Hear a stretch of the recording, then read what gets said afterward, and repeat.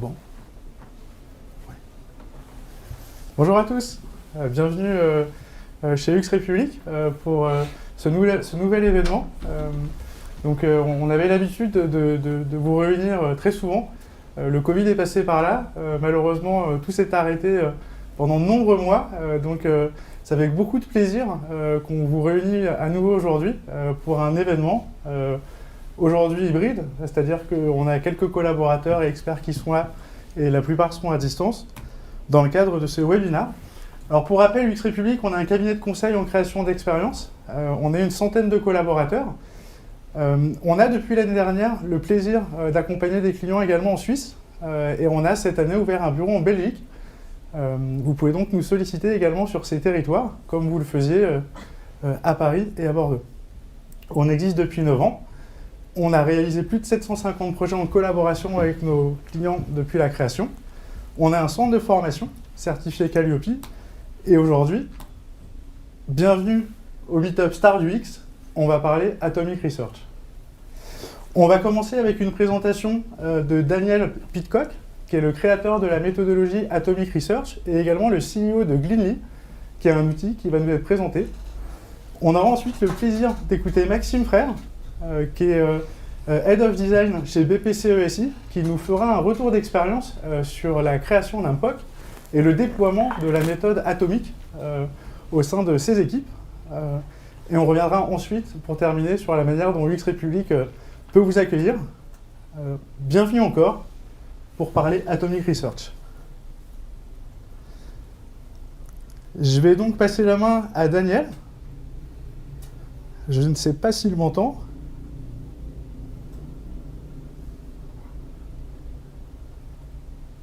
Bonjour Daniel. Hello Daniel. Do you hear me? Hello. Very well. Thank you. And you? Very well, thank you. So we're very glad to have you here with us today. So I'm going to let you present you your methodology Atomic Research as well as Gleanly. Thank you very much. I'm just going to share my screen. If you just let me know as soon as that's sharing. Okay. That should be coming through. Okay, it's all yours. Lovely. Thank you so much, Jan and Marie, for giving me the opportunity to speak today. I'm Daniel Pitcock. I'm a UX designer and researcher, the creator of the Atomic UX research process, and the founder of something called Gleanly. So today I'm going to be talking about Atomic UX research. And I've been talking about this for a few years now, so some of you may have heard of this process, obviously we come on to talk specifically about it. But for those that you haven't, I'm going to start with a bit of background, where it all started, go through the basic concepts, talk about what tools you can use and how you try it for yourself. And as I mentioned, I created a product called Gleanly, which is a tool dedicated especially to this process. But don't worry, everything we will talk about today can be done without any specific tooling. We'll discuss a few best practices, taxonomy management, and a few other things. So I hope it'll be interesting and most of all actionable for everyone here. So when did it all start? A while back I was working for Just Eat, so I believe at the time it was called Aloresta. It's the world's biggest food delivery marketplace, and I'd recently founded and was leading the accessibility team. So this team was unusual in that it had representation from every part of the company in every country. It was great because we had representation from every part of the organization, and everyone in the organization really got behind the idea of being more accessible. And there's lots of passionate people really excited to be a part of it. However, it did mean we had an avalanche of research and reports coming in from all around the company and across so many countries. So for our little team, this was impossible to manage. The biggest issue we had was that knowledge was being delivered in the form of reports, which obscured the insights, and it made it really hard and difficult to gather information that we knew already. But when we pulled insights out of the reports, we lost that valuable context. So what we wanted to do was try and find a way that we could theme this research to make it more discoverable And the idea was that within those themes, we'd have specific insights. And then researchers and people supplying the knowledge could connect what evidence they had to support an insight. So if we had a new idea or thought or theme that didn't seem to be covered, they could create a new insight or create a new theme. And others might say, well, actually, I've got something to support that. And they could add their research onto that as well. And in this way, we had these self-managing nodes of knowledge, which was quite exciting. The problem is we realized one piece of evidence could support multiple insights across multiple themes, and it started getting quite complicated. Even more so when we started turning those insights into actionable recommendations, which then could be supported by multiple sources. It just became so unmanageable. So we wanted to try and formalize this process and work out ways to deal with this. And I'm often credited as being the inventor of atomic research, and in fact, I just introduced myself at the beginning of this talk. But it's important to mention that this work came about with collaboration with many people, and also inspiration from existing processes as well. One person I particularly want to shout out is a guy called David Yates. He's a great UX designer that I was working with at Just Eat. I think he's now with Superdry. And it was David who actually gave me the first spark of this process. And we were talking about the problem. We were drawing on the whiteboard. And one of the things that he was drawing reminded me of Atomic Design by Brad Frost. And so this was a process we were already using successfully. And I thought, well, if we can break down a complex UI design into small atomic parts to make it easier to manage, well, perhaps we can do this with knowledge as well. And that's one of the reasons we called it atomic research, was almost, because if you knew atomic design, you'd probably have an idea of what we're trying to do with knowledge. So after a lot of work and finessing with many people inside and outside of Just Eat, this is what we came up with: a deceptively simple process with 4 distinct parts or atoms that create molecules of knowledge. So it starts with experiments. This is what we did to discover the knowledge. And this could be anything from a large-scale research study to just simply overhearing something on the bus on the way to work. But it gives us context for the facts. And facts are what we learned. So a good fact is a quote, an observation, or a statistic, but it's never our opinion. It can be the opinion of our customers or the people we're speaking to, but never our opinion. Insights, these are our opinions of why the facts are the way they are. So this is often the cause or the effect of the evidence, the connection between the fact and the recommendation. Whereas recommendations are what we think we should do with this knowledge, the actionable result of what's come before. And most recommendations are testable, which creates new experiments and the cycle continues. And this is the secret to creating a scalable knowledge repository, which both retains the what and the why certain decisions are made. And importantly, what happened afterwards. Each of these atoms connects together to create a molecule of knowledge. But actually, a lot of people call this a nugget due to the great work that Thomas Sharon has done on the subject. But that simple process becomes really powerful when you see it from the perspective of each of those elements. So let's have a look at those. So this is a molecule or nugget from the perspective of a fact. A fact always belongs to, and this, I suppose, actually, I should mention, this is the perspective we would most commonly use when creating or synthesizing our findings. So we'd probably start from the facts that we've created from an experiment. And the fact always belongs to an experiment because that's how it's learned, and it's so intrinsic to the fact. But a fact can be connected to many insights. And this is great because we might have several ideas on what the evidence is telling us, and we don't need to argue about one idea. And we can think broadly and explore lots of reasons.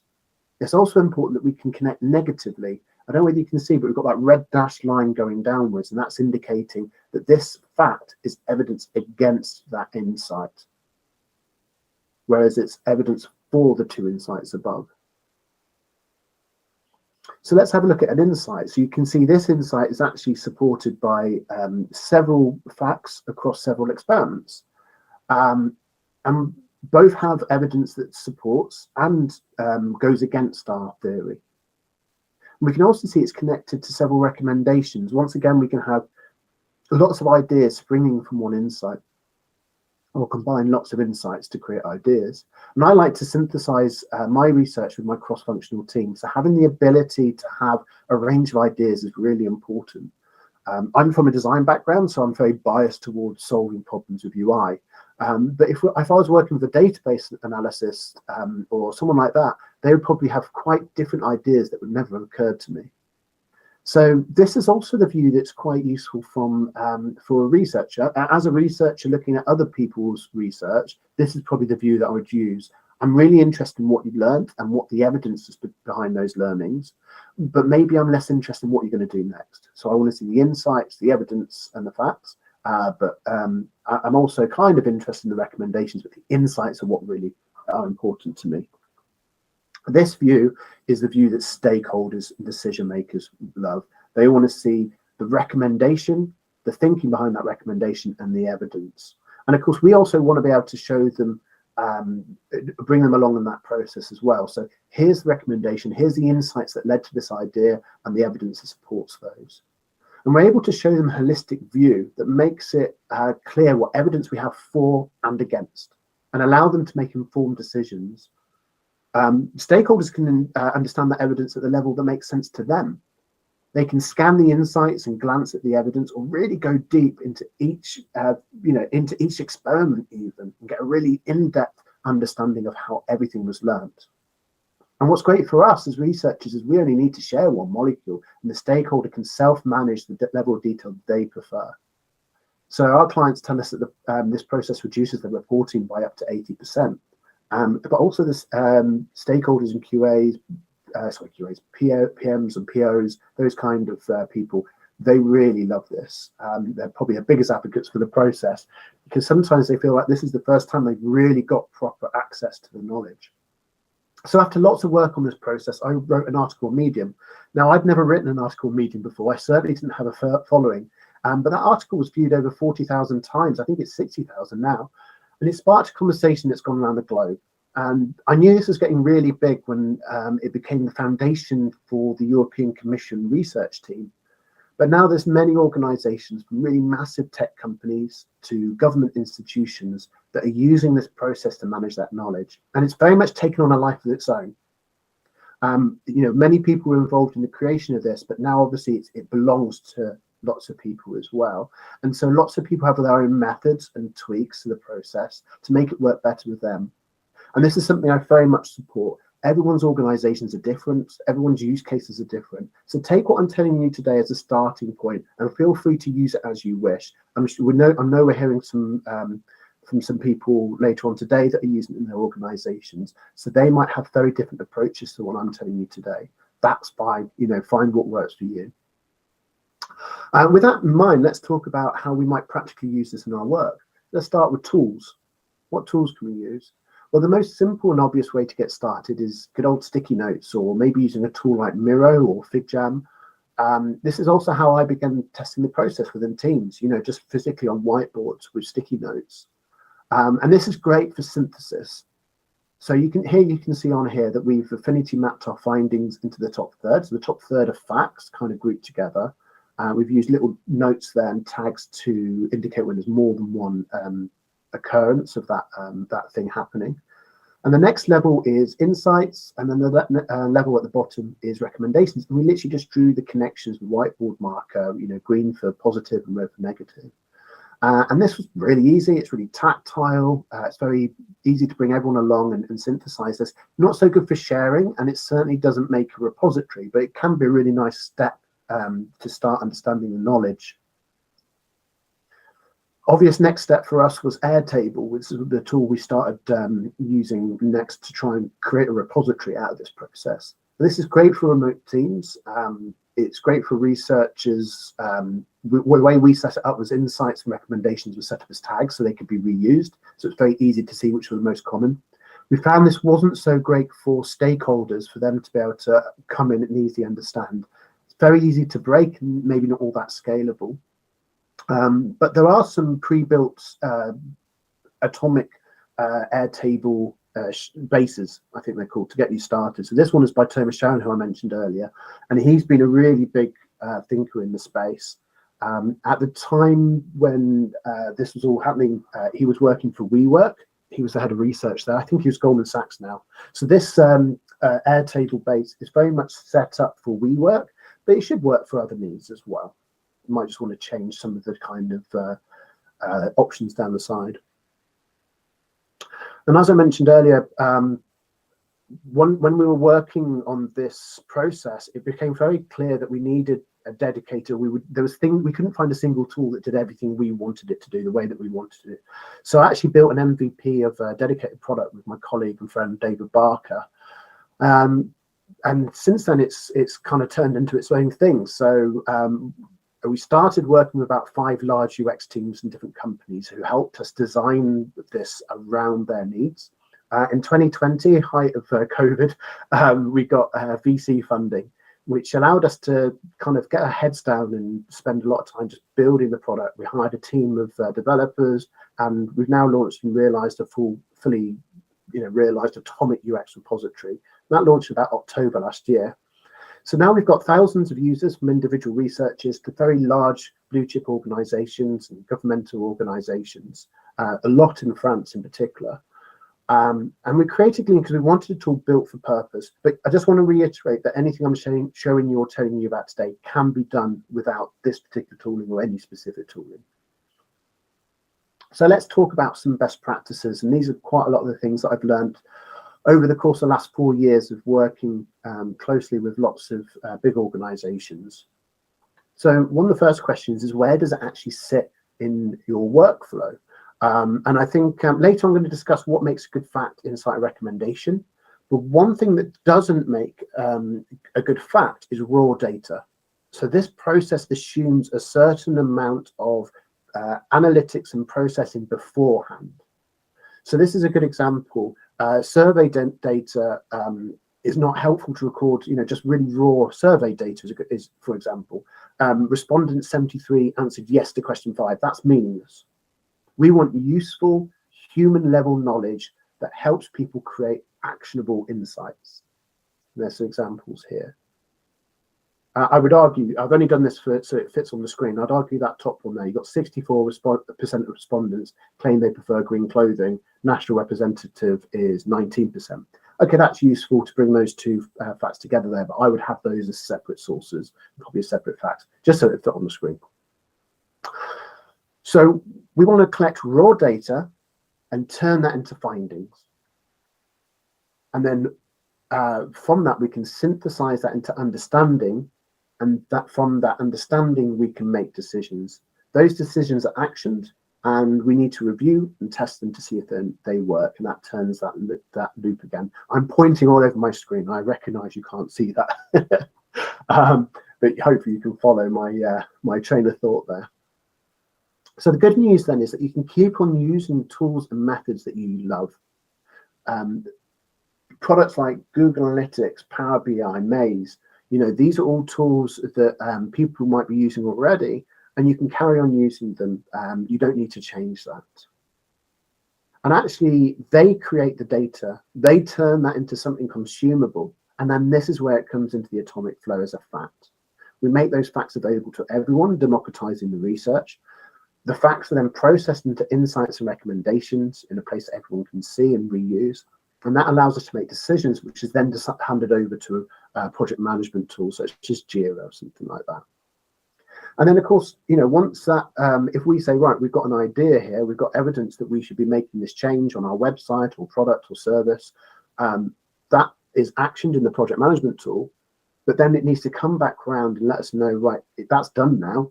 Let's test that. Let's see if that works. When we've got a question, we can ask the repository, but there may be gaps in our knowledge, and that's when we come back around to our analysis tools and research tools. So these are just examples, these tools that I'm showing on the screen here. Anything can be a source. They output the facts, and we use them to make better decisions. And on that note, what if we need to combine knowledge that isn't user research based? So I'm probably mostly talking to user research people and UX people, but perhaps there's a few people in the audience here that aren't, that have different rules. And perhaps you've got different disciplines in your organization that have knowledge that you could use, and your knowledge can be helping them. So can we bring that together? And actually, I think this is a particular strength of this process. Because Atomic is agnostic to the source, if it is evidence-led, it can go in. And at Gleanly, actually, we have lots of non-UX teams using the platform. And most unusual one that I like to talk about is a criminal investigations team studying murders. And, in a murder, you've got lots of different types of evidence. You've got physical crime scene evidence. You've got observed evidence like CCTV, interview statements, lots of data from different places, more and more smartphone and digital fingerprints of a crime scene. And actually bringing all those different types of knowledge and evidence together in a useful way is really difficult. And Atomic's helping with that. Certainly not an area that I thought we'd be getting involved with. So if we can include knowledge from different disciplines, should our knowledge repository be for everyone in our organization too? And yeah, the answers are a resounding yes. I think you're expecting that. Everyone in the company is doing research. Everyone has knowledge. And of course, someone needs to own and manage that repository. And that tends to be the research team. But where possible, everyone should be part of it, and not just as a consumer of that knowledge. And in fact, more and more, I'm seeing organizations reach Jared Spall's highest level of UX maturity, something he calls infused design thinking, where everyone in a team has a certain level of research fluency. And I'm seeing more and more, in part because companies are seeing the value of research and there's not enough dedicated researchers to go around. But it also means that it's become common that research teams are responsible for managing the wider organization's knowledge rather than outright creating it. And the good news is Atomic acts as a really useful framework for non-researchers to work with. It forces people to think about the why rather than just skipping to the solution. And it's so easy to say, right, the customer did this, so we're going to do that. But actually explaining that insight, so it's easy to go from the fact to the recommendation, but explaining why that fact leads to that recommendation sometimes can be really tricky. And that kind of bit of friction there slows you down, makes you think about it, and is really powerful. And I often hear even very experienced researchers, far more experienced than I, say, I thought I understood my research, so I started synthesizing through the Atomic method. And then a light bulb goes off. It started making me think broader and with more clarity. It also forces people to think about the evidence they have for an assertion and keep themselves evidence-led, divide their beliefs from the evidence itself. Now, of course, it's possible to game the system, but it becomes really obvious when it is, when the evidence doesn't reflect what's being proposed, like in this scenario. Being able to combine existing research from other projects really reduces the pressure on everyone, especially non-researchers, rather than learning and relearning the same thing again and again. This was happening at Just Eat when I was working there. We were learning the same thing sometimes every quarter in different teams or even in the same teams. We were losing the knowledge we already had, being forgetful. So that reduces the pressure on everyone. It reduces the cost, but it also helps teams build a case for ideas and increases innovation. Maybe even build a case against ideas. We tried that, it didn't work. So that's probably a good point to mention, that we don't actually need to work from left to right. I mentioned that normally you would start with an experiment, create the facts and synthesize those into insights and recommendations. But it might be that someone has an idea and we can add it as a hypothesis. We can start from that point and work backwards. If it's actionable, it's a recommendation. If it's more of an assertion, it can be an insight. And then we can work backwards to see what evidence we have to support or disprove and create experiments to fill in the knowledge gaps. So going back to Atomic as a useful framework for non-researchers is the management of quality. So remember, this process started from a need to be hands-off and allow people to self-manage their research and the repository to really scale.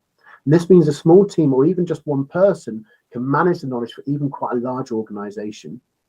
One key piece of advice I try and instill with the people I work with is to try and be as light touch as possible. And this can be difficult for us researchers. We want everything to be coded and filed away. But I often tell people it's better to get poorly coded research into your repository than risk losing it. After all, if it's not there, it will never be found. Now, for some traditional insight repositories that heavily rely on tagging and coding, this is a problem. If it's not tagged, it doesn't exist as far as the system's concerned.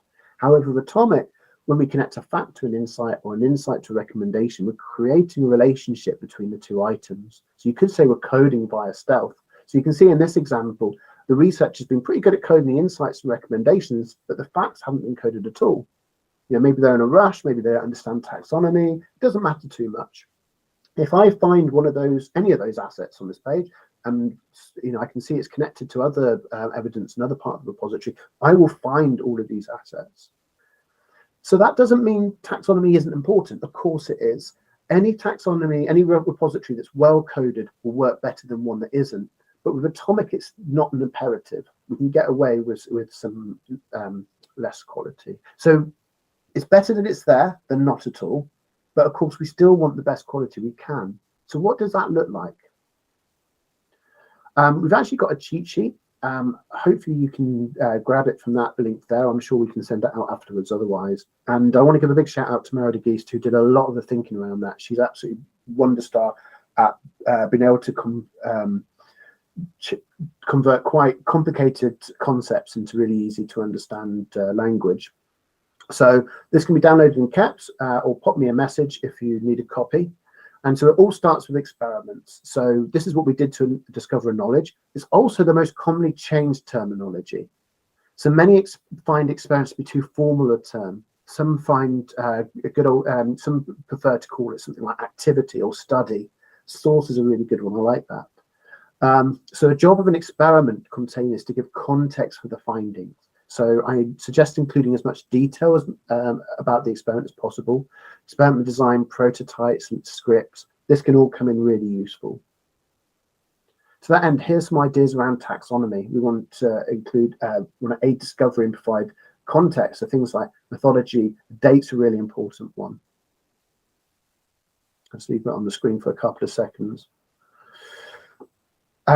Facts are what we learned, and as I said earlier, good fact is a quote, observation, or statistic, but it's never our opinion. So you can see some examples here. I can't find the invoice section as a quote. Participant took 3 minutes to find the invoice section. Observation: 14% of our support calls are clients looking for copies of their invoices. So as long as it's unbiased, as long as it's not our assumption, it's what we're actually getting from the client, from the research. That's really important. And good taxonomy around a fact, the source. So obviously we know that came from an experiment, but who said it? What were they doing? What platform perhaps they were looking at the time? Were they on their phone or on a mobile or in person? Anything that helps us understand better why they were saying that or why they were doing that. Or for quant data, things like the date range and factors that allow us to reproduce the data. So some of this may be included in the fact itself or the experiment. It doesn't need a separate taxonomy. But it's really important to have a good structure in place. And actually, one common mistake I see is facts listed as insights. So a good example I often use is a client of ours, actually a French company, a fashion company, and they had survey data showing strong color preference for their customers. So let's just say it's showing the majority of their customers preferred the color green. So they were referring to this finding and as an insight, but I said, no, this is a fact. This finding came from the survey that they had done, and the respondents told us they preferred the color green. It's not our opinion, it's a fact. And it's also the beginning of a really exciting journey of discovery. So, for instance, we can look for more data from other sources to give us better understanding. Do we see this preference reflected in sales data? What is it about our brand that attracts green lovers? Why is that happening? Where we see gaps in knowledge, we can look to run experiments to fill them. And as we build and connect these different nodes of knowledge, we start to build a picture that helps us understand the cause and the effect. What does it mean to us that so many of our customers prefer the color green? Should we look to promote our brand to a more diverse range of color preferences, or should we lean into it and start making more green clothes? So an insight should try and include the context, cause, and effect of the evidence. It's the connection between the evidence and the action, the fact and recommendation. So in this case, customers can't find the invoices in the footer, which is the context, because they see invoices as related to their personal account rather than the product. That's the cause. So they can call so they end up calling the content center, and that's the effect. That's costing us money that they're calling. So it's short, easy to understand, and backed by evidence. And an insight taxonomy should give us the context we need if we're looking at it in isolation. So if we tested this in Italy, it's important to know that if I'm working on a product in Japan, I might need to retest it. It could be good evidence that there's something here, but our cultures are different. I need to retest this and make sure this is true for us as well. So the type is also interesting. I've got a few different examples there. Principle is something that affects every part of the organization. A strategic insight may be specific to a particular team or feature, but it guides our strategic thinking. Whereas tactical is very much specific to just that part of an experience. As we discussed earlier, we might want to add an insight as an assertion or a hypothesis. This is basically, we think this is true, but we're now looking for evidence.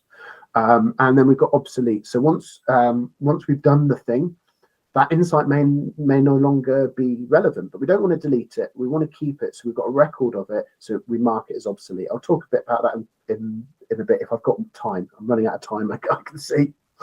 Actually, a question for Jan. I don't know how much I can go over by. I think it was meant to be half an hour. So a recommendation looks complicated. It's got 5 different parts, but not all of those are always necessary. But yeah, they're all helpful. So as much as these you can have. So we have the action, move the invoice history to the profile settings, context from the footer, audience, so that customers, benefits, can find them better, and then finally the measurement, the KPIs we're going to measure, which will reduce calls to the contact center. So that gives us everything we need to understand it, and then link to the thinking behind it and the evidence for that thinking. We've got a really good amount of information to start making decisions, right? So it needs to be short enough to be consumed in a few seconds, and discoverable as well. So these are some of the taxonomy, and they tend to be more around context, status, and prioritization is particularly one for recommendations. So some ideas for status, unactioned. We've got this idea, but we haven't done anything about it yet. It's waiting for a decision maker. That decision maker might want more evidence. They're not confident enough with what we have to make a decision. Once they've got that evidence, they might reject it, or they might approve it. Once it's approved, it needs to be then completed. Once it's completed, we'll need to retest it. And of course, as we mentioned earlier, we might have a hypothesis. It might be that we're starting with an idea and working backwards to see if we should do that. And it's important to mark it as such. So I mentioned earlier, should we delete old insights or recommendations? I say no. I believe, and it's different for different people, but my view is a repository should not just be what do we know, it's also what did we used to know, what have we done before. And the power of Atomic is it doesn't just record the evidence, it records the thinking and the action. So if Marie did something 2 years ago and I come along and go, why did Marie do this? That's crazy. What a strange decision to make. I can go and look at the evidence that she had at the time and go, actually, yeah, that makes sense. I would have made the same decision at the time. And how often are you in the organization going like, who made this decision? Probably if we were in the room or we were in the team when they were making that decision, we might agree with what we knew back then. So the repository should help people understand what did we know, why did we make those decisions, how might we make those differently today, knowing what we know now. And so therefore we should never delete, with the exception of perhaps we've got data that's proved to be wrong. Let's say not proven as in we talked to a customer and they weren't reflective, but maybe we did an A/B test and there was a bug in it.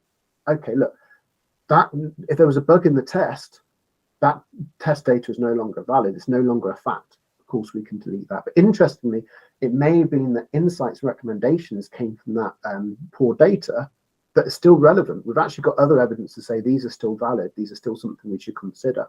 So we could actually leave the insights and recommendations even if the evidence that sparked it might have been deleted. Now I'm just going to take a pause there just to check in because I can see I'm going over time. Can I go over a bit more, Jan, or do you need to move on?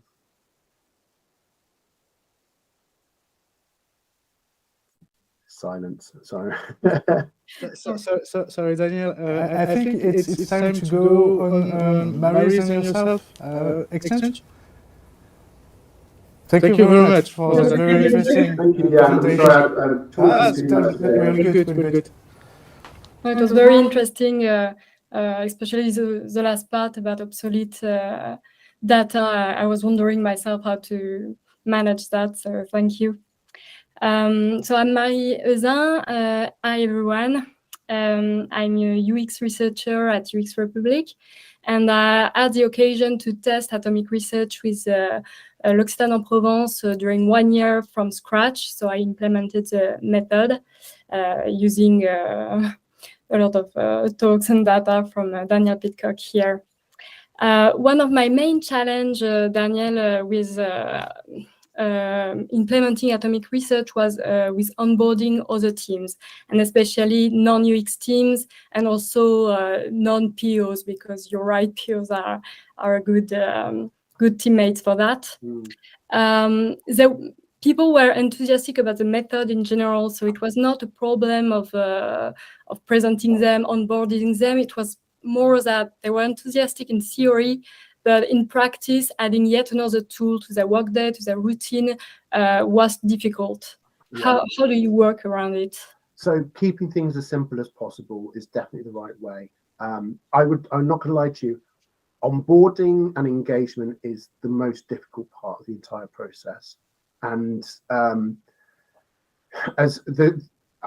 we have to understand, as UX people, as researchers, it's our job to be empathetic and why that is. And it's normally because, well, they're very busy, they haven't got time to learn a new process. It can be overwhelming that there's a new product or process that they have to follow. And also, like, especially for non-researchers, they might not be feeling that confident in their research, and suddenly it's going to be on display. It's fine when it was in their team and they're making decisions, but now it's kind of going to be on display to everyone. So it can make people feel quite, nervous about displaying themselves, vulnerable in that regard. So I think we need to be understanding of that and address those concerns and work with people on those. Make the barrier to entry as low as possible. And as I mentioned earlier, one of the things about Atomic is we don't need to be too super on top of taxonomy. It's better if we can build upon that and make that better and keep it at least consistent. But the lighter weight we can make the rules, the more approachable it's going to be. The other thing is whether it can actually fit in, rather than it's something else to do at the end. Is it something that can replace something in the middle? And it is, Atomic is as much a synthesis is as much a synthesis process as it is a repository process. The power of the repository comes from the synthesizing, comes from breaking it down. So in that regard, it can actually reduce time. The fact they don't have to write reports, or if they can reduce the amount of reporting they're doing, things like that. For the most part, it takes a lot of convincing to get people to try it, but quite quickly, once people get used to it, it becomes just a normal part of their day, and it becomes so much easier as a result. But that is difficult to convince people to try it. But yeah, it's a good idea to tell them contributing to the base may mean less reports and less redaction. So I would say probably 50-60% of my job working at Gloomy is helping customers with engagement, making sure it's fitting in around how their process works and uniquely to them, right? Yeah. Well, one disappointment that teams felt when I presented Atomic Research was that the repository, the database, was not automated, that you had to actually write in it. Yeah. And they were expecting to be able to extract or copy data from other tools right in it. Yeah, I mean, there's definitely ways of doing that. You can automate bringing the data in, but an AI is never going to be able to turn a fact into an insight or into a recommendation, right? Or even necessarily make those connections. It can assume like there's a pattern there, and maybe these are using similar words. But that's why we've got our creative brains. We can output directly from Maze into a repository system and have all the facts lists out there with the tags and everything. That's no problem. But actually converting those into understanding and decisions, that requires a human, and that's why it shouldn't be at the end as well, right? That's why it should be part of that process of understanding. So And beyond contributor, just people who consult the base, who would have an interest in consulting. I was trying to highlight benefits for them, and I think they saw it, but to actually have the automatism to, when you have a research question or a question in general, to think about the repository and things that maybe the answer is there. It was difficult when the tool was still... Yeah. These are long-term benefits, and for most people, they're dealing in the short term. They've got a job to do now. They need to get this done. They need to build this product, or get this report out and move on to the next thing. And yeah, it may be a quarter or 6 months, even up to a year, before they start seeing the benefit of, oh, we already know that. Oh, actually, this team's already solved that problem. And straight away, though, the thing that I do see mostly is, or very regularly, I should say, is that conversations start happening. So I can see that your team is working on this problem. Actually, I've already solved that. It may not be in the repository because it's legacy research, but actually, oh, here you go, Marie, here's something already worked on that may be helpful with that. Oh, you're working on this. Actually, could I have a word with you? Because I've got some thoughts, or you might be able to help me with the thing I'm working on. Okay, that's interesting. It starts being a water cooler place. And as we're more and more working remotely, I think that's really important. Another question I had was, imagine you have a lot of insights. You've been doing that for a while. You have hundreds, maybe thousands of insights. How do you find the right insight to connect new facts that you're adding? How do you manage to not miss anything in those connections? Yeah. See, this is where the taxonomy does become important, right? So we don't want to be too overbearing, especially at the beginning, to get things in, but then we can start firming up rules. One of the things I found really successful in Gleany is we've got custom filters. And the good thing about those is they're really approachable for people coming into a repository first off. They can see straight away, I'm working on that product or that feature. It's really easy for them to start discovering. But also from an input point of view, they're there. It's not just like a wide taxonomy or folksonomy where I could type in anything. I've got things like, I've got themed taxonomy and that I need to fill in, like sentiment or platform or feature or journey, things like that. And there's a human need to complete. So I think if we get that structure in place, even if it's step by step, that means that these things are going to be more discoverable in the future. For the most part, even some of the organizations we've been working with, up to 3+ years, that have massive organizational repositories. One of our biggest clients is Adobe, for instance. You can imagine how big theirs is. Yeah, it's not a problem. It's actually very discoverable, and sometimes you do discover things you're not expecting, which is great. So it's more of a case. Sometimes you get dragged into rabbit warrens of information and discovery that you weren't intending to. It can be distracting sometimes in a positive way. It is that sense of discovery. Yeah, I suppose you have to be very, very specific on your taxonomy to, when you filter through your data, not have still dozens of... Yes and no. I think you need to be able to get to that knowledge and find that knowledge. And as long as you're confident you're not missing out on everything, on anything in particular that's really important, is actually that discovering something that happened in another country or another team or something that you weren't even aware that existed. One of our first customers I worked with, I remember being in a workshop with them, and the brand team said, oh, so what is UX? I didn't even know we had a UX team. What does it mean? So they didn't know all of it. And there's great conversations like, oh, you're doing this and we've got this information, and something I see quite often in the repository, I didn't even know we had a team over there working on that product, but actually they've solved a problem that really helps us. Actually, I'm going to get on the phone and talk to them, or at least I've got the knowledge here, or maybe we can start collaborating. It's a lot of innovation comes as a result, and that's something that people it's no good as a reason to get started, because it's one of those future things that they need to know now. It's going to make their life easier. Now it's going to help them and mean that I think a really good important thing is you're doing all this hard work research and you're really proud of what you're accomplishing.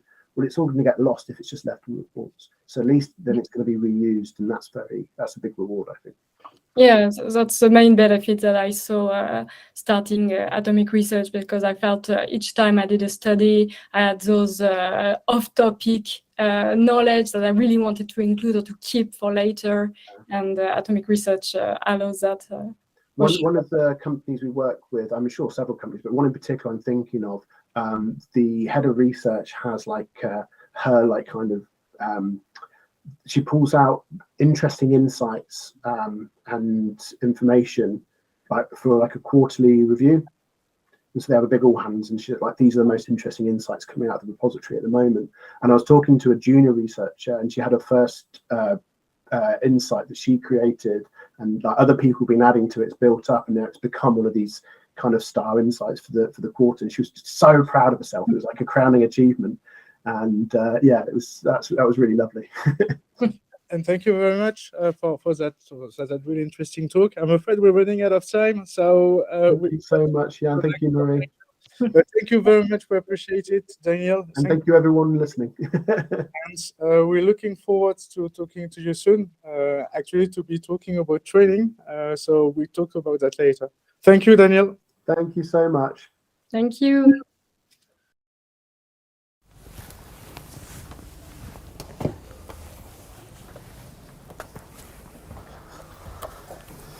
Mais bravo. Eh bien, merci beaucoup pour eux. On attaque donc la suite avec Maxime Frère, Head of Design BPCE, Service informatique, qui va nous parler de son expérience d'implémentation de l'Atomic Research, d'abord par un POC et ensuite par une très belle histoire qui dure maintenant depuis 1 an. C'est ça, tout à fait. Donc bonjour à tous. Donc l'idée là aujourd'hui, c'est de vous vraiment faire un partage et un retour d'expérience sur ce qu'on a fait depuis 1 an. Je vais essayer de rentrer dans des choses assez concrètes, même si on ne va pas rentrer dans les fichiers et dans le dovetail. Je ferai plein de captures d'écran, donc normalement vous allez vraiment percevoir ce qu'on a réellement fait. Puis après, s'il y a une session de questions-réponses, n'hésitez pas, je suis là pour en parler. Alors voilà un petit peu le sommaire. Donc je vais me présenter très rapidement, hein. L'idée c'est pas de faire ma promotion, mais je ne suis pas aussi connu que Daniel Pitcock. Vous rappeler un petit peu le contexte et les enjeux dans lequel s'inscrit en fait cette méthodologie et toute cette initiative qu'on a pu mener. Et puis après, on va rentrer dans vraiment les 3 grands temps, on va dire, de cette démarche, qui sont le POC qu'on a fait du coup avec UX République, le déploiement et les premiers enseignements, ensuite la généralisation et les enjeux, et puis ensuite je ferai une petite conclusion là-dessus. Voilà. Donc je me présente super rapidement. Donc je suis Head of Design chez BPCE Solutions Informatiques. Aujourd'hui c'est une équipe de 24 personnes, 24 designers, et c'est plus de 140 projets traités depuis mars cette année. Donc voilà, ça fait quand même beaucoup de sujets. BPCE SI, en fait, on s'occupe de tout ce qui est ce qu'on appelle le poste de travail, donc tous les outils et les applications pour les banquiers, que ce soit à la Banque Populaire ou à la Caisse d'épargne. Et voilà, après un peu mon parcours, voilà, très rapidement, j'ai fait de la start-up, je suis passé par des grands groupes, je suis passé par le conseil, les ESN, les agences de design stratégique et pas mal de postes aussi au sein de BPCE, avec tout d'abord chez la partie entre guillemets uniquement Banque Populaire, et puis ensuite depuis la fusion, voilà, je m'occupe de la partie banque et caisse. Donc super rapidement, je passe sur le contexte et les enjeux. En fait, il faut savoir que déjà, nous, on le voit comme de l'industrialisation. L'industrialisation, c'est un axe stratégique. En fait, depuis que je suis arrivé, ce qu'on m'a demandé clairement, c'était pas juste d'arriver et de faire du design, c'est de cranter le design au sein de l'organisation. Donc, pour nous, l'Atomic Research, c'était vraiment la continuité déjà de ce passage à l'échelle. On avait commencé avec Figma, forcément le plus facile, plus industrialisable. Et puis surtout, Figma, nous, ça nous a servi vraiment comme un outil cœur de notre design ops. On fait tout dedans, voilà, je ne vais pas m'étaler dessus, mais c'est vraiment quelque chose qui nous a permis aussi de prouver qu'on pouvait avoir du design à l'échelle, du design dans le mode produit. Et en parlant de mode produit, ça, on nous a dit aussi, si vous voulez avoir un sponsoring fort par rapport à cette méthodologie, c'est de prouver qu'en fait, elle vient apporter de la valeur au produit et aux parties prenantes du produit. On m'a clairement dit, c'est un truc de designer pour s'organiser entre designers, vous vous débrouillez, vous choisissez votre solution, vous faites votre truc, mais on n'a pas besoin forcément de le sponsoriser ou de l'envisager comme quelque chose d'industriel. Les enjeux derrière cette méthodologie, il y en avait plusieurs forcément, hein, quand on le fait, on le fait avec parfois des idées affichées et plutôt des idées en tête. La première, c'est de crédibiliser la recherche utilisateur.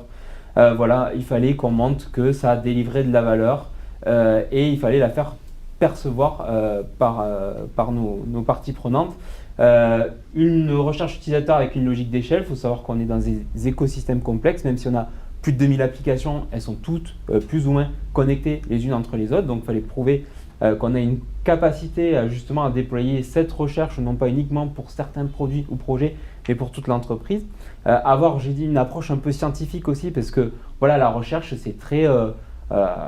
quand on en parle, quand on montre des méthodologies, bon, effectivement, c'est beaucoup moins concret que ce que peuvent être les phases de conception. Et puis, bon, les gens se disent, bon, ils vont coller 4 post-it, ils vont voir 2 mecs, 2 utilisateurs. Moi aussi, je sais faire des interviews. Voilà, vous connaissez un petit peu la musique. Et là, d'avoir une approche vraiment très, entre guillemets, scientifique, très cadrée, avec des outils, avec un déploiement à l'échelle, c'était pour montrer et la crédibiliser. Et puis créer un terrain fertile pour spécialiser des ressources, parce qu'aujourd'hui, voilà, on pense que c'est un métier à part entière, le métier du X-Researcher. Aujourd'hui, c'est déjà difficile de faire accepter dans des grands groupes, quels qu'ils soient, le métier de designer et des équipes de design. Donc en plus, demander à ce qu'il y ait des gens spécialisés dédiés à une activité, donc ça, c'était l'idée sous-jacente. La deuxième idée, c'était de centraliser forcément et capitaliser sur la connaissance utilisateur. Donc on voulait une seule source pour pouvoir accéder à cette information et éviter la perte de connaissances. Parce que j'ai tel truc sur le disque dur d'un prestataire qui est parti il y a 2 ans, ça se retrouve sur un SharePoint, ça a été envoyé par mail il y a 6 mois, mais je ne sais plus à qui. Donc voilà, on perdait vachement de connaissances utilisateurs parce qu'il y avait de la recherche, il y avait des choses qui avaient été initiées par des researchers, par des designers, par des product owners aussi qui font aussi parfois de la recherche. Et donc cette connaissance était très difficile à retrouver. On voulait replacer l'utilisateur final au centre de la conception. Alors je pense qu'on a un peu tous un syndrome dans les entreprises. C'est de dire, moi, j'étais banquier, donc je connais. Oui, mais Jean-Michel, c'était en 97, donc ça a peut-être un petit peu évolué depuis. Donc voilà, les gens, nous, ce qu'on voulait, c'est d'avoir des choses qui soient structurées, contextualisées, difficilement contestables. C'est-à-dire qu'on apporte par la preuve, par nos insights, ils sont vraiment créés à partir de vrais verbatim. On a le contexte, on voit l'étude, ça a été fait très proprement et demain, on ne peut pas contester que l'utilisateur a telle ou telle peine, a tel ou tel besoin. Et puis un accès rapide d'intégration dans les Jira et les stories, ça aussi c'est quelque chose qui a vachement bien marché avec Figma, c'est le fait qu'on puisse copier, coller le lien du board, du projet directement dans les Jira, que ça puisse s'afficher. En fait, on va s'intégrer dans les outils du mode produit. En fait, ça on a bien appris que les gens ne vont pas venir eux chercher l'information, il faut qu'on aille la pousser là où ils travaillent. Et donc du coup, ça aussi c'était intéressant de pouvoir prendre le lien d'un insight, de pouvoir prendre le lien d'une étude, d'une story, etc. Tout ça pour pouvoir le pousser directement là où ils vont consulter les choses. Donc ça, c'était un prérequis intéressant. Et puis structurer les pratiques de recherche. Donc voilà, la recherche, c'est comme tout, il y a 10 000 manières d'en faire, bien ou mauvaises. Je ne suis pas là pour juger, mais bon, nous, voilà, parfois, il y avait pas mal d'informations qui étaient inexploitables, soit parce que pas significatives, soit parce que la méthode était un peu contestable, soit aussi inexploitable parce que tout simplement les formats de restitution étaient complexes à exploiter. Voilà, du PDF, il faut faire des copier-coller, extraire, etc. On ne peut pas toujours le réutiliser dans une optique d'échelle. Des process, des étapes claires pour harmoniser les pratiques. Donc voilà, autant la pratique de conception aujourd'hui, il y a beaucoup de partage. Tout le monde sait à peu près comment on fait, les différentes étapes, etc. Autant sur la recherche, c'est vraiment, je trouve il manque encore vraiment de choses qui sont très structurées, partagées par tout le monde et qui évoluent. Je trouve que c'est encore un petit peu flou, chacun fait un peu et se cherche là-dessus. Donc nous, on voulait vraiment que tout le monde suive un certain process. Et puis pour les parties prenantes aussi, c'est se repérer. Je sais à quel moment je fais quoi dans le process, dans les étapes, qu'est-ce que je vais en ressortir, à quel moment j'interviens, à quel moment je laisse la main au designer. Et puis améliorer la collaboration forcément entre les PO, Product Manager et les designers, voilà, à travers ça. Où est-ce qu'on en est aujourd'hui? Sur la timeline, on a lancé il y a bientôt 1 an le POC, donc qu'on va détailler. Ensuite, on a fait donc un rapport, ça c'était aussi très important, vous savez, dans des organisations comme les nôtres, il faut aussi convaincre pas mal de parties prenantes. Donc là, l'aspect communication a été extrêmement important. On a eu le go, parce que pareil, faire comprendre déjà l'intérêt de la recherche, le fait que ça soit du design aussi qui fasse de la recherche, qui aille voir les utilisateurs, qui soient un peu honneurs de cette connaissance-là, et en plus à déployer à l'échelle dans des outils, c'était un peu, c'était un peu des concepts assez éloignés de la réalité de certains. Et donc en fait, on a eu le go et ensuite on a commencé un déploiement Je le mets un petit peu en pointillé. Vous allez comprendre pourquoi. Et puis, depuis là, très peu de temps, on a décidé de vraiment le déployer et de le généraliser. Donc, voilà. Donc du coup, l'histoire elle commence un petit peu par le POC. L'idée et la mission du POC, c'était vraiment de tester sur une durée restreinte quelques semaines.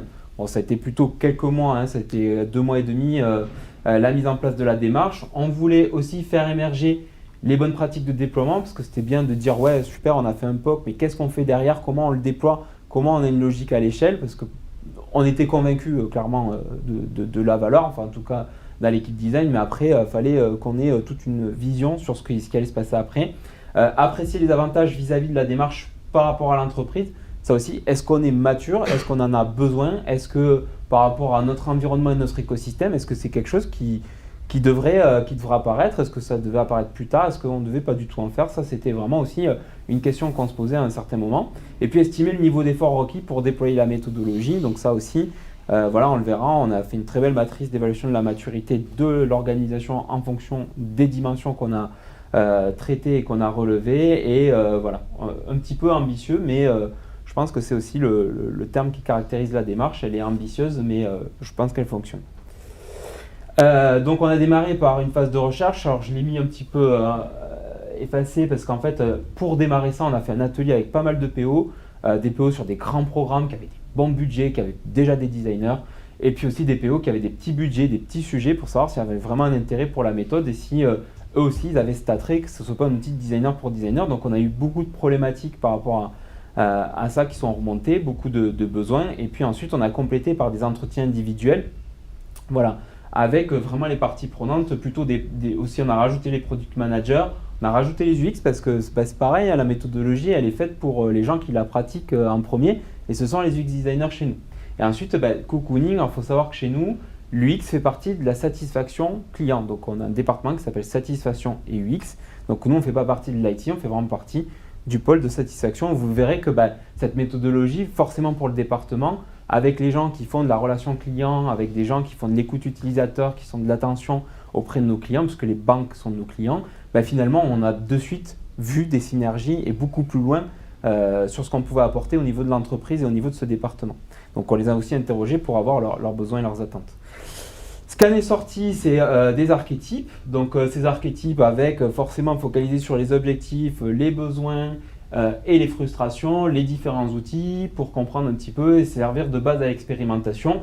Et un constat général qui, sans grande surprise, est venu plutôt renforcer la partie que je vous ai montré, les enjeux un petit peu sous-jacents et les challenges qu'on avait vis-à-vis de cette méthode, qui l'ont confirmé, et parfois même certains nouveaux sujets qui sont apparus, par exemple des choses qu'on n'avait pas envisagées, qui étaient l'accès aux utilisateurs, la sollicitation des utilisateurs, comment les avoir, comment pas les sursolliciter, comment panacher du coup le panel, etc. Parce qu'en fait la data vient des utilisateurs, il faut aussi s'assurer qu'elle vient proprement. Donc ça c'était... Partant de ça, on a défini pas mal de cas d'usage. Ce qui a été super, c'est qu'en fait, donc sur 3 dimensions qui sont vraiment identifiées, donc vous avez à gauche le nombre de cas d'usage en fait par archétype avec leur importance, et ensuite du coup vous les avez, donc comment ils se déclinent sur le fait d'industrialiser ce qu'on appelle la phase de discovery, l'évangélisation de la connaissance utilisateur, donc auprès de parties prenantes, auprès de gens qui décident, et agir sur le delivery, c'est-à-dire vraiment la prise en compte du besoin utilisateur dans les développements, les évolutions, la création de nouveaux produits. Donc ce qui était super cool, c'est qu'il y avait il y a plus de use cases définis pour le product owner, ce qui est presque normal finalement parce que c'est lui qui est c'est lui qui est owner du produit, comme son nom l'indique. Et donc finalement, on s'est rendu compte que c'était vraiment quelque chose au service du produit, au service du PO, à travers du coup les designers, ce qui était vraiment, vraiment intéressant, ce qui a pu aussi pas mal promouvoir la méthodologie au sein du groupe. Donc tout ça, on en a fait plein de stories, je vous montre que les stories qu'on a priorisées, parce qu'on a fait des stories avec des priorités hautes, des priorités modérées, des priorités plutôt basses. Donc là, je vous montre qu'un extrait, mais voilà, on a fait les plus hautes. Donc voilà, en tant que designer, je veux stocker, retrouver rapidement mes études passées pour capitaliser sur celles-ci, éviter de multiplier les études, capitaliser sur les connaissances acquises. Voilà, on ne veut pas refaire des trucs qui ont déjà été faits. Il faut savoir que notre écosystème, il est aussi tellement complexe, mais il est tellement imbriqué que quand on va voir quelqu'un, il va potentiellement aussi nous donner des insights, nous donner des éléments clés, des peines, des besoins qu'il a sur d'autres produits qui sont aussi rattachés. Donc c'est extrêmement dommage, et c'est ça aussi qui a motivé, c'est de se dire cette donnée-là que je capte dans une étude, elle peut vraiment servir à d'autres produits à tel instant, et donc du coup ça c'était vraiment intéressant de capitaliser. Donc voilà, en tant que responsable, je veux présenter les enseignements de notre recherche. Il y a aussi toute une dimension dans les entreprises où on reporte, donc comment on fait, on montre, il y a des prises de décision, il y a des budgets aussi qui sont alloués, et il ne faut pas le négliger cette partie-là, mais en fait l'atomique, ça peut aussi permettre de réorienter en fait des décisions stratégiques. Alors on n'en est pas encore là, mais c'est un petit peu l'ambition, mais déjà par le premier niveau qu'on atteint, on commence à avoir des gens qui commencent à réfléchir sur comment ils vont attribuer et gérer l'évolution de leurs produits. Une fois qu'on a fait tout ça, vient dans le POC, il y avait vraiment cette étude-là, et puis il y avait la partie très concrète. Je voulais voir qu'est-ce que ça donnait réellement et concrètement pour pouvoir voir si ça pouvait se déployer chez nous. Donc on a fait le choix d'une solution, je l'ai bien mis en exergue, attention, c'est une évaluation qui a été faite en novembre 2021. Donc les outils, on le sait tous, on a le plus gros exemple, c'est Figma, ça évolue tout le temps. Je ne suis pas sûr que cette matrice soit encore valable aujourd'hui. En tout cas, les axes, oui, mais les résultats, pas forcément. Mais en 2021, celui qui nous a paru le plus intéressant pour le POC, pour sa performance dans la user research et sa facilité d'usage, ça a été Dovetail. Donc on a décidé de partir sur l'expérimentation de Dovetail. Voilà, donc il faut savoir aussi que du coup, les consultants côté X République avaient aussi de la connaissance et de la pratique sur cet outil, ce qui permettait aussi de faciliter. Mais encore une fois, moi j'avais bien insisté que c'était agnostique à un outil, c'est une méthodologie, donc je rejoins ce que disait Daniel. Et donc là, on a vraiment forcé en disant oui, c'est pas parce que vous avez une expérience sur Dovetail qu'on va utiliser Dovetail. Donc on a vraiment fait l'évaluation, et il y a eu Aurore aussi qui a été là, et c'était vraiment très indépendant. Bon, finalement, c'est bien trouvé, on a pris cet outil-là. Donc là, en fait, on a vu tous les task flows en fonction des différentes stories, on a regardé comment en fait l'outil pouvait répondre à toutes ces problématiques et tous ces enjeux et tout ce que devaient réaliser les différentes parties prenantes et les différents archétypes, donc alimenter, rechercher, consulter et partager. Donc on s'est rendu compte aussi que cet outil répondait plutôt aux besoins, donc c'était intéressant de partir là-dessus. Donc on a fait toute cette phase-là, on a fait un POC, une restitution, on a eu des résultats qui sont sans surprise ultra positifs de la part des designers qui voyaient une vraie valeur ajoutée dans leur démarche, dans les PO qui voyaient aussi vraiment une démarche encore une fois ambitieuse, mais pour laquelle ils étaient vraiment sponsors. Ça crée de la valeur pour tout le monde. On a fait tester l'outil, on a eu 4,54 sur 5 de notes pour savoir si les designers qui l'avaient utilisé, parce que pendant ce POC, on a demandé à plusieurs petits projets qui avaient de la recherche de l'utiliser, et donc du coup après de noter l'utilisation de l'outil pour savoir si c'était quelque chose qu'ils allaient adopter. Parce que bon, il y a le principe de la méthodologie, il y a l'application de cette méthodologie, malheureusement ça passe pas mal, on le verra, mais pas que dans l'outil, donc il fallait qu'ils l'adoptent aussi et qu'ils se disent ouais, c'est un outil dans lequel je vais rajouter à mon stack qui est déjà super important entre Figma, Teams, Slack, Jira, etc. Bon voilà, il y a beaucoup d'outils, donc en rajouter un, il fallait que ça soit assez facile. Donc voilà, on a eu vraiment un succès, on a trouvé des choses aussi super intéressantes sur le process de détection des signaux faibles, l'utilité pour convaincre de la crédibilité de la recherche utilisateur. Voilà, et encore une fois, on a bien poussé sur que c'était un projet pour tous, c'est pas que pour les designers. Donc à partir de ça, super succès du POC. Et bien donc du coup, on est passé par avant, j'ai failli sauter une étape majeure, et je vous dis qu'ils ont pas mal sué l'équipe qui a travaillé sur le POC, j'ai été super exigeant, mais les résultats qui en sont sortis sont quand même, je suis super satisfait, et je pense que ça a été salué par tout le monde. On a défini une matrice et une échelle pour pouvoir définir le niveau de maturité et les différents paliers sur lesquels en fait par rapport à l'organisation, je vous rappelle les dimensions dans les cas d'usage qu'on avait vus, donc qui sont vraiment industrialiser la discovery, évangéliser la connaissance client et agir sur le delivery. Donc on a créé toutes ces dimensions-là, Et ensuite, on s'est positionné. On a réussi, nous, à avoir, avec l'implication aussi des parties prenantes, on était sur un modèle émergent avec du coup une optique aussi, ça c'est dans une trajectoire de notre roadmap, d'arriver sur l'étape d'après. Donc ça permettait aussi de poser ses ambitions et de poser vraiment un délai et pas rester juste je déploie un outil, je déploie une méthodologie, puis voilà, qu'est-ce qu'on en fait, qu'est-ce que ça devient. On avait vraiment une trajectoire qui était plutôt définie et ça nous a permis vraiment de nous positionner, de mesurer surtout l'effort qu'il y aurait pour passer d'un modèle à un autre. Donc du coup, fort de ce succès de notre sponsoring et de ses ambitions, on est parti sur le déploiement et les premiers enseignements. Alors, on a donc avec l'équipe que vous voyez, donc Aurore qui est restée sur le sujet, qui avait une très forte appétence sur la recherche utilisateur, sont venus rejoindre Eddy et Sandy. Donc je les remercie parce que moi, autant j'ai piloté le sujet et j'étais assez présent dans pas mal de phases, autant les gens qui ont vraiment exploré tout ça et qui ont mis les mains dedans, ces équipes du X-République et l'équipe avec Aurore, Eddy et Sandy. Donc on s'est doté d'une roadmap avec alors faut savoir que notre service, il y a plusieurs axes, mais un des axes prioritaires qu'on avait, c'était la recherche à l'échelle. Donc il a fallu qu'on voit tout ce qui était documentation dans Dovetail, donc comment on utilise l'outil, comment on onboard les gens, comment on leur dit, comment ça s'inscrit dans nos workflows, comment ça s'inscrit dans notre travail quotidien.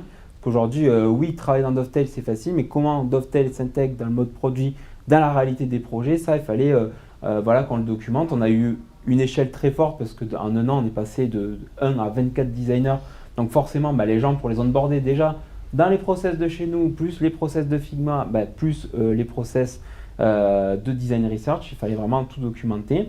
On verra les templates d'activités aussi, que ce soit dans l'outil ou hors outil, parce qu'en fait, il y a beaucoup d'activités qui se passent, même si on retranscrit beaucoup de choses, il y a aussi des artefacts ou des assets qu'on doit créer pour la recherche, notamment en recherche participative, qui aujourd'hui ne sont pas fournis et ne sont pas capables d'être stockés ou faire évoluer dans cet outil.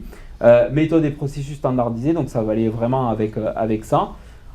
Et des axes un peu ambitieux sur lesquels on est, je ne vais pas dire en retard, mais ça a pris un peu plus de temps, une vision 360 des utilisateurs, comme on l'a dit, des ateliers, des groupes de travail avec ce service chez nous, relations clients, cocooning utilisateur, pour se dire comment une fois qu'on l'a déployé chez nous, on peut aller beaucoup plus loin avec une vraie vision 360 et holistique de nos utilisateurs. Et puis passer au niveau de maturité, donc le émergent que je vous ai présenté, au modèle structuré. On n'y est pas encore arrivé, je vous l'avoue, mais bon, on n'en est pas très très loin. Donc la manière de travailler, ça c'était super important. Donc comme je vous l'ai dit, Figma étant notre outil de design ops, on a dans Figma toute une présentation avec des assets qui permettent de savoir comment on intègre Dovetail dans l'écosystème de recherche. Ça aussi, on utilise Teams avec les différentes équipes, on utilise Figma aussi au niveau du design, on utilise Jira, comment ça s'intègre là-dedans. Et puis des choses très concrètes, comment on tag la donnée, comment on utilise un template de board existant, etc. etc. Faut savoir que l'outil, on va le voir dans les enseignements, on pensait qu'il était très très facile à appréhender. Il est un peu moins que ce qu'on avait évalué, imaginé, parce qu'on avait plutôt des gens appétents pendant la phase de POC et puis des gens qui avaient surveillé un petit peu les tendances et les outils. Puis quand on se retrouve avec des gens qui n'ont pas l'habitude du tout, finalement, ce n'était pas si évident que ça. Donc on a vraiment fait travailler là-dessus pour les accompagner, pour savoir à n'importe quel moment qu'ils puissent se référer à un document pour savoir comment je le fais dans la méthodologie de BPCESI Design. On a créé les assets de recherche. Donc ça, en fait, quand on part en recherche et qu'on va faire du participatif, quand on a déjà une idée de l'expérience de notre client pour éviter de lui reposer 10 fois la même question, mais lui dire moi tout ce que j'ai concaténé, voilà l'expérience que j'ai globale, est-ce que tu peux corriger, modifier, confirmer ou infirmer, avoir des stimuli aussi par rapport à des idées de parties prenantes pour récolter un petit peu de data en amont pour savoir si on part dans une direction ou dans une autre. Tout ça en fait faut le créer, et ça c'est des assets qu'on va aussi imprimer, amener directement sur le terrain. Ça forcément il faut le créer. Donc il y a autour de cette méthodologie, il y a quand même tout un ensemble de choses, documentation, assets qu'il faut créer derrière, ce qui n'est pas forcément évident et qui est assez chronophage. Donc là, vous voyez aussi les rapports de tests utilisateurs pour essayer d'harmoniser, d'unifier et surtout de créer des synergies par rapport à ce qu'on restitue auprès de nos clients et nos clients finaux.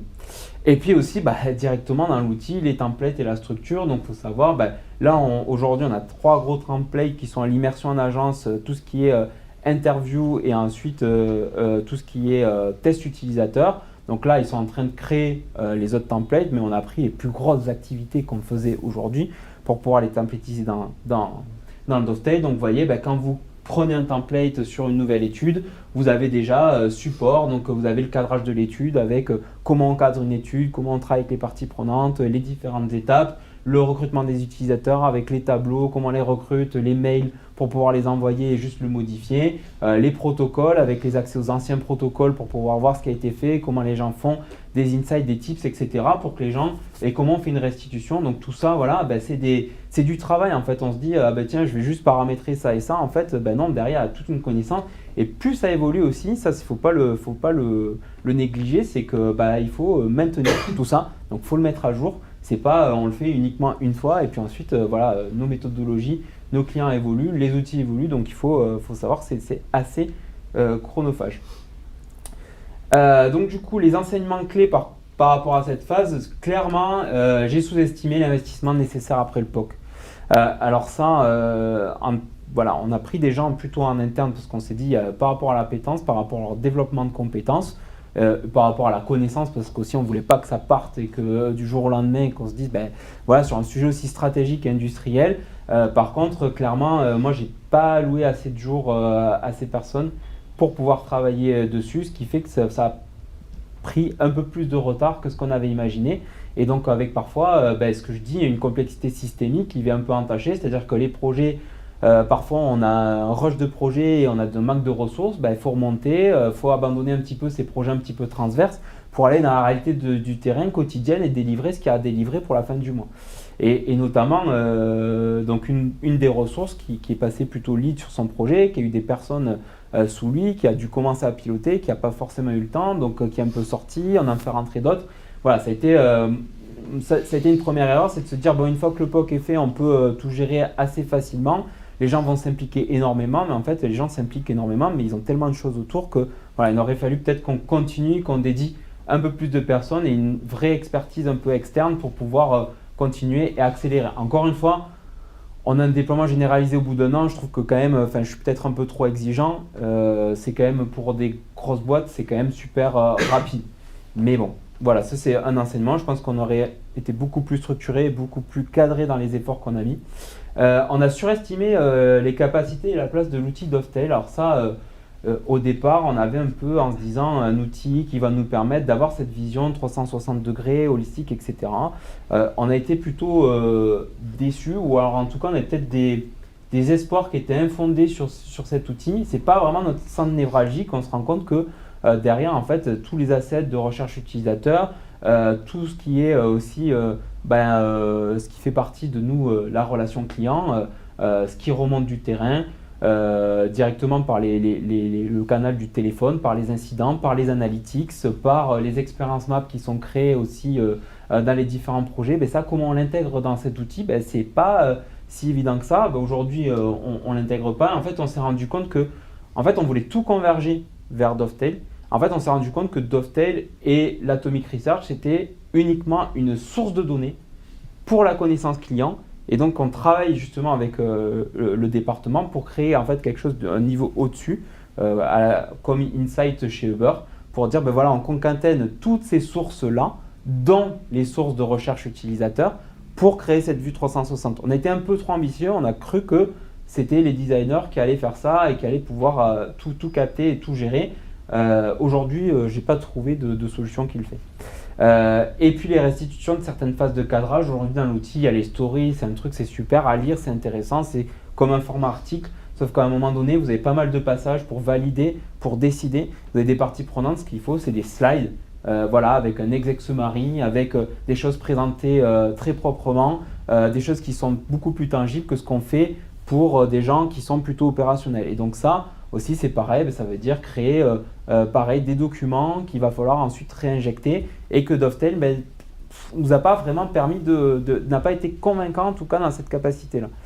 Et puis le troisième enseignement, c'est qu'on a oublié de convaincre les projets d'investir dans la recherche, parce que la recherche atomique, elle est intéressante quand on a un bon et un grand nombre de data qualitatives.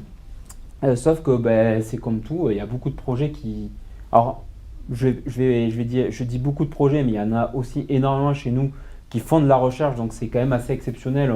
On a beaucoup de sujets qui intègrent la recherche en amont et en aval par des tests, mais il y a encore pas mal, trop pour moi, de projets qui se passent aisément de la recherche. Et parfois même les designers, c'est-à-dire qu'on entend beaucoup de designers dire « ouais, je vais aller sur le terrain, je vais voir les utilisateurs, etc. » Ils sont pris dans un flow quotidien de délivrer, etc. Ils disent « bon, c'est quand même plus facile d'aller concevoir directement sur mon outil depuis ma chaise plutôt que d'aller voir les utilisateurs, de faire mes stimuli, de créer mon protocole de test, de le faire valider, partir sur le terrain, récupérer les insights dans Dovetail, les fax, les mettre en insight, les restituer, etc. » C'est vrai que ça peut être un investissement que les gens peuvent se dire « bon, mais là, avec toutes les tâches que j'ai à faire et le travail que j'ai à réaliser, je ne suis pas sûr finalement d'être si convaincu pour ce projet de le réaliser. » Et donc du coup, on a quand même fait pas mal de choses et puis on s'est dit, là c'est le moment de généraliser ça. Donc moi je trouve que le travail qui a été fait par l'équipe était vraiment concluant. Et là on s'est dit, maintenant qu'on l'a fait, on l'a testé sur des petits projets, on l'a testé sur des gros projets, de plus en plus d'intérêt, de plus en plus de data, de plus en plus de choses qui prouvent qu'on était dans la bonne direction. On s'est dit, il est temps de le déployer à l'échelle au niveau donc du service design. Donc c'est un lancement qui a été accompagné d'une initiative budgétaire. Alors ça aussi, c'est un peu le nerf de la guerre. J'espère qu'il n'y a pas trop de projets qui écoutent la conférence, mais ce qu'on s'est dit, voilà, si les projets n'ont pas la capacité, mais que c'est justifié, de pouvoir se lancer dans la recherche, qu'on puisse du coup sur notre budget financer un certain nombre de jours qui permettent de le faire, à la condition que ce projet soit éligible dans le sens où en fait on va en faire un use case qui va vraiment prouver la valeur de la recherche utilisateur pour les autres projets, permettre d'industrialiser de nouveaux templates, des retours d'expérience. Donc il y a une espèce de contrat de donnant-donnant pour pouvoir accélérer ça. Et donc ça permet, alors les projets qui ont déjà du budget ou qui y consacrent, il n'y a pas de problème. Mais voilà, il y a des projets qui ont un petit peu plus de difficultés et donc on va les aider un petit peu pour passer vraiment ce cap. Et je pense que le meilleur moyen de convaincre les gens à un moment donné, c'est de faire avec eux. Et donc c'est aussi pour ça qu'on a déployé cette méthodologie, qu'on structure notre recherche. C'est aussi pour intégrer les gens et les parties prenantes dedans. Et l'outil est assez formidable. Et puis un outil, une démarche qui devient obligatoire dans le workflow des designers. Alors on n'en est pas encore à taper sur les doigts des gens qui ne l'ont pas fait, mais en tout cas on a profité de notre premier on-site qu'on a fait à quasi 24, puisqu'il y en avait un petit peu à distance malheureusement pour certaines raisons. Mais on était tous présents, on a profité un peu pour officialiser ça, pour dire voilà, ça rentre avec une démarche type, avec des référents.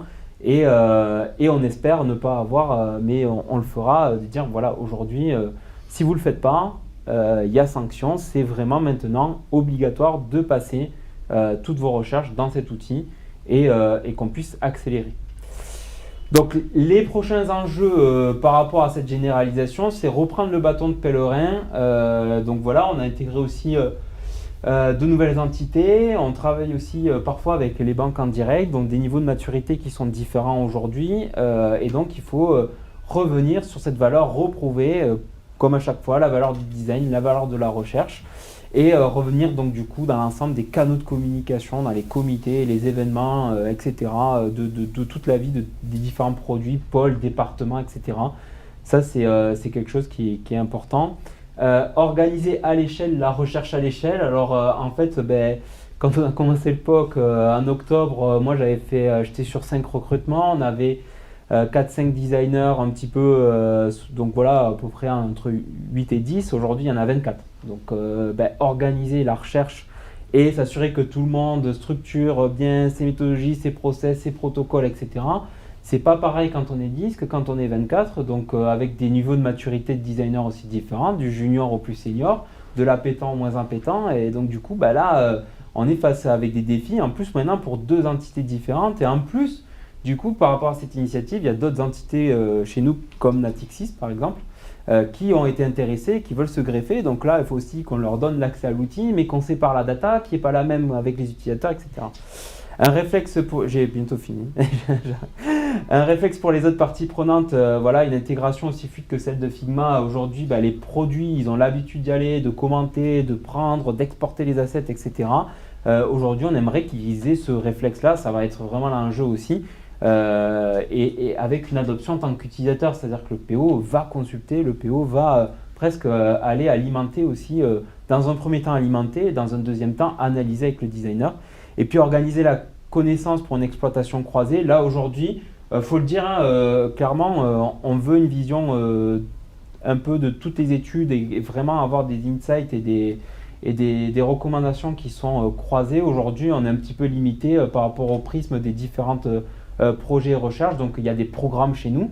Donc là, ça permet de vraiment avoir une vue d'ensemble et chaque projet est relié au programme. Maintenant, lier un petit peu les programmes un peu plus que ce qu'on a fait aujourd'hui de manière industrielle, ça c'est vraiment un enjeu avec cette vision 360 avec notre département pour créer vraiment aussi une restitution, une connaissance utilisateur en temps réel, à jour, pour tout nouveau projet ou pour tout projet existant. Et puis donc voilà, en conclusion, j'espère que j'ai pas trop dépassé. J'ai tout le temps que je veux. Voilà, il y a toujours des frontières et des contours flous qui complexifient la pratique de la recherche. Et la réalité d'une recherche atomique n'a de sens que dans un effort de l'organisation elle-même. Voilà, vous avez 3 heures, c'est presque un sujet de philo. Non, ce que je voulais dire derrière, c'est qu'en fait, aujourd'hui, on a beaucoup tendance à confondre atomique, recherche utilisateur, outils. On parle d'outils, puis en fait, on revient, on se dit non, c'est pas un outil, c'est une méthode. Puis la méthode, elle s'inscrit quand même dans une recherche, donc il faut quand même... Voilà, donc comme les contours sont un peu flous aujourd'hui, c'est pas très bien défini. C'est un petit peu, voilà, que ce soit dans la pratique de la recherche ou que ce soit dans les outils. Aujourd'hui, c'est un petit peu difficile de trouver sa place. Enfin, en tout cas, moi, c'est l'enseignement que j'en retire. Donc là, il y a eu beaucoup d'efforts où on est passé de telle direction à une autre direction. On est reparti dans un sens et dans un autre. On s'est dit, on met tout là-dedans, puis finalement, non. On ne devient qu'une source de données et pas la source de vérité. Et puis, voilà, quand je dis ça n'a de sens que dans un effort de l'organisation elle-même, c'est-à-dire qu'à partir... cette méthode atomique, en fait, il faut qu'elle ait des résultats, il faut que ça soit mesuré, il faut que ça soit utilisé. Et en fait, c'est beaucoup de parties prenantes à intégrer, c'est beaucoup d'efforts à faire, c'est du budget, c'est aussi croiser la data, c'est aller traquer chaque parcours. Et tout ça, en fait, il faut le faire correctement, le structurer, l'organiser. Et en fait, s'il n'y a pas une volonté de l'entreprise, de l'organisation en elle-même de pousser ça, en fait, cette démarche, elle est tellement à l'échelle, elle est tellement complexe que en fait, on va très très vite rester sur un scope très bas et finalement pas porter la valeur qu'on souhaitera apporter. Et ça peut amener pas mal de frustration. Donc nous, on a de la chance dans notre organisation qui est BPCE-SI à avoir une vraie volonté qui est portée par un manager, qui est portée par la direction. Donc ça, c'est super. Mais ce n'est pas toujours le cas dans toutes les organisations. Donc voilà, il faut aussi se dire qu'il n'y a pas que notre prisme, mais il y a le prisme de... toute cette complexité que je pense que vous connaissez chez vos clients ou que vous connaissez dans votre entreprise. Voilà pour moi, merci.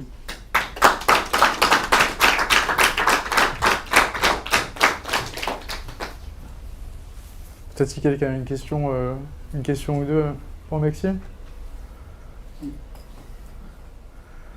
C'était très clair. Je ne comprends pas. Merci beaucoup. Avec plaisir. Là, tu peux te débrancher. Débranche. Ouais. Tu peux te poser juste derrière. Ouais.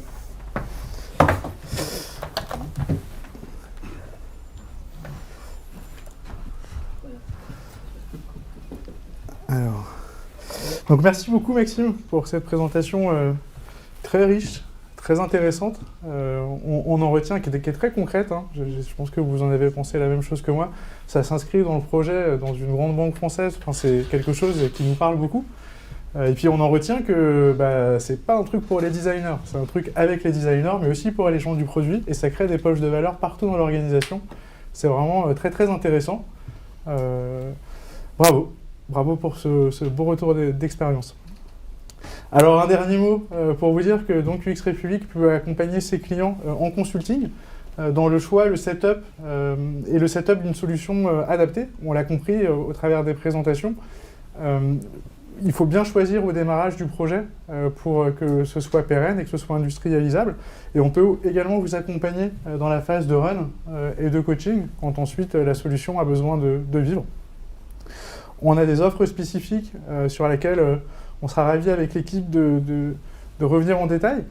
Un dernier mot pour dire que, comme on l'a dit à plusieurs reprises, on est un centre de formation, donc on est aussi là pour accompagner nos clients dans la transformation de leurs organisations en formant leurs équipes. On a une formation sur l'Atomic Research en collaboration avec Daniel, qui est maintenant disponible au catalogue, qu'on peut faire pour un groupe intra-entreprise ou dans des sessions disponibles sur notre site. Inscrivez-vous, c'est important. Et d'ailleurs, pour ceux qui sont toujours connectés avec nous à cet instant et qui souhaitent s'inscrire à cette formation avant la fin de l'année, avec le QR code qui est disponible ici, vous aurez 2 places pour le prix d'une. Donc c'est vraiment le moment. C'est un sujet qui est important. C'est un sujet qui est au cœur de la transformation des organisations de nos clients qui se doit de plus en plus centrer utilisateurs. Et évidemment, vous avez de nouvelles formations qui sont complémentaires également disponibles dans notre centre de formation, l'UX Writing, l'éco-conception, et piloter et mesurer l'UX au sein de votre organisation. Vous pourrez retrouver le contenu directement avec les QR codes. Merci à tous. Il est 15h27, on a 3 minutes d'avance. Bravo. On vous souhaite une très bonne fin de journée et on est à votre disposition pour venir en parler avec vous. À bientôt.